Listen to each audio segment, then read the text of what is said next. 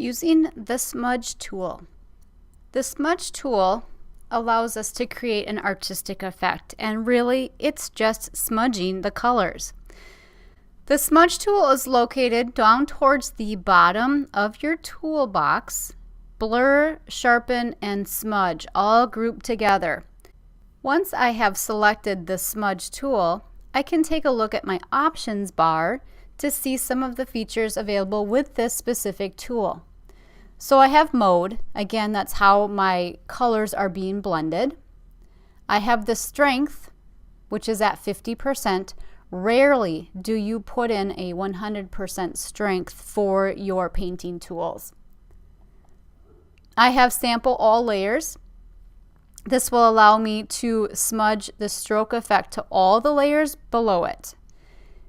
And I have finger painting. The finger painting option uses the foreground color at the beginning of the stroke. So let's experiment here with the smudge tool. First, I'm going to click and enter in some text. I'm going to use the color picker to select the red.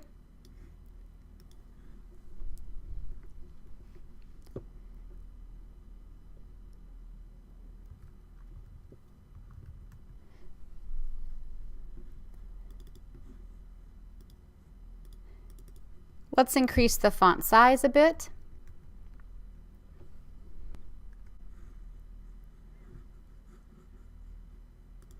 And relocate this on my document. So now I have a cupcakes text layer and a background layer.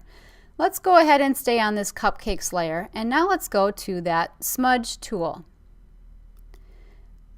So the smudge tool, as you can see, not available within the text layer. I will need to rasterize that.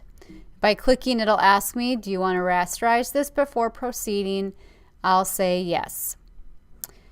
The background layer will allow me to do the smudge, and I'll just go ahead and click over here to show you. This is what the smudge does. So it really looks like I'm putting my fingers in wet paint and smoothing it out. I did an undo to undo that.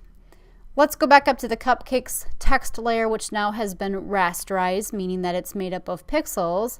And I'm going to go ahead and check the sample all layers.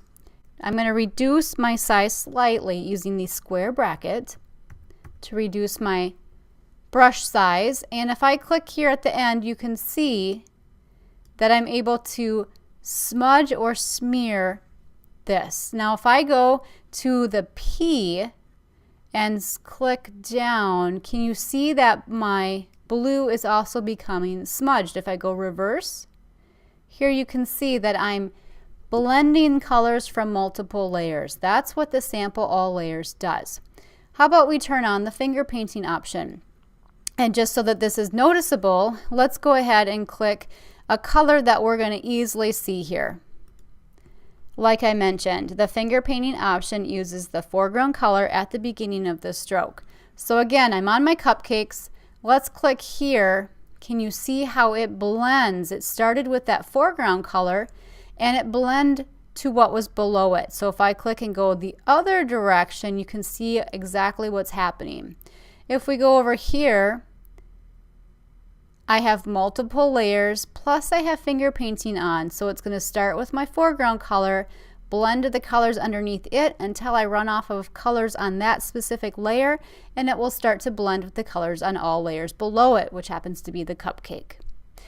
So you can get some interesting effects. You're going to get a lot of blurred pixels with the smudge tool. So use it wisely. It's something that is hard to do professionally. As you can see, looking at everything that I did, the only part that maybe is worth something is where this K flows into the droplet of green, looking like it's very fluid.